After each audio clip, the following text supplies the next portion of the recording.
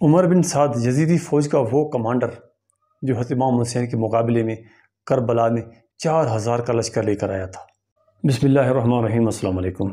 کربلا کے میدان میں حضرت امام حسین رضی اللہ تعالیٰ عنہ کے اوپر یزیدی فوج کی طرف سے سب سے پہلا تیر چلانے والا بدبخت لعنتی شخص عمر بن سعد آخر کس مشہور صحابی کا بیٹا ہے؟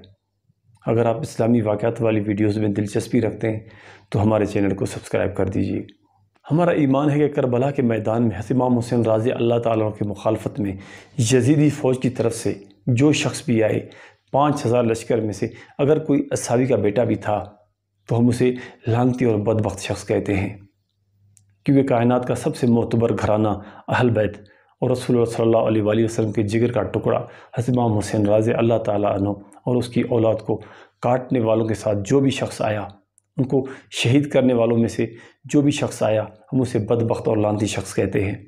اللہ تعالیٰ کا قانون رہا ہے کہ اللہ تعالیٰ نے کافر کے گھر میں نبی کو پیدا کیا، آزر کے گھر میں اللہ تعالیٰ نے ابراہیم علیہ السلام کو پیدا کیا، پھر نوح علیہ السلام کا بیٹا کافر تھا، لوط علیہ السلام کی بیوی کافر تھی۔ یہ اللہ تعالیٰ کا قانون ہے کہ بروں کے گھر میں اچھے پیدا ہوتے ہیں اور اچھوں کے گھر میں برے بھی پیدا ہوتے ہیں۔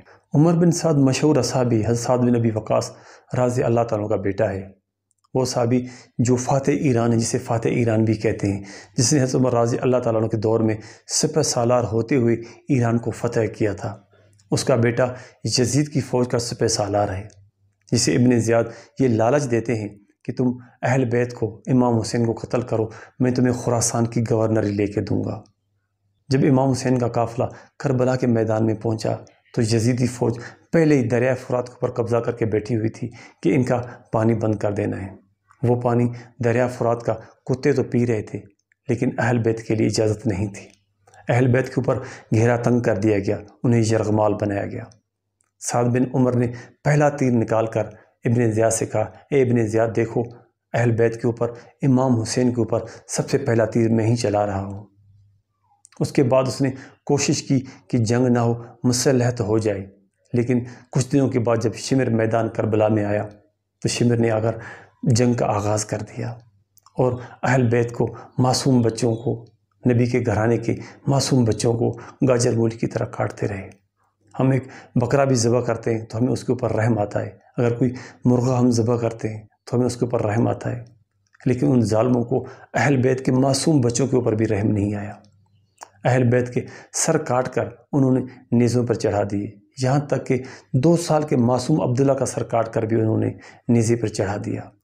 نبی کی بیٹیوں کو، اس کی اولاد کی بیٹیوں کو یزید کے سامنے قیدی بنا کر لے کر گئے، اس کے بچوں کے سر نیزوں پر چڑھا کر لے کر گئے۔ کیا ہوا؟ یزید آج زندہ نہیں ہے، لیکن امام حسین کا نام زندہ ہے۔ آج دیکھیں کربلا کے میدان میں کئی ہزاروں کروڑوں لاکھوں لوگ جا کر امام حسین کو جا کر سلامی دیتے ہیں، اور اس بدبخت یزید کی اور اس کے فوجیوں کی آج تک کوئی خبر نہیں کہ ان ظالموں کی، ان لعنتیوں کی قبر بھی کہاں ہے۔